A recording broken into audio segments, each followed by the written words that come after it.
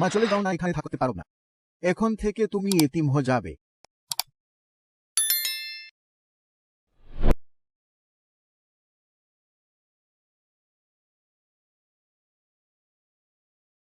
এই আন্ডার ক্লাসম্যানরা আবার কাজ করছে।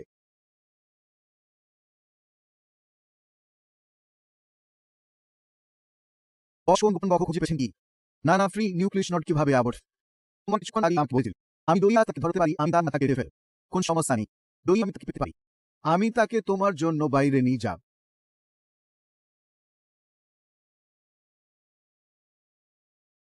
আপনি কি ভুল শুনেছেন?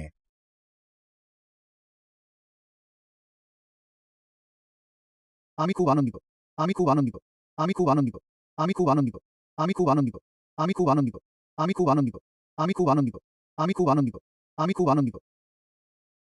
পেংমা ভালো মনে হচ্ছে।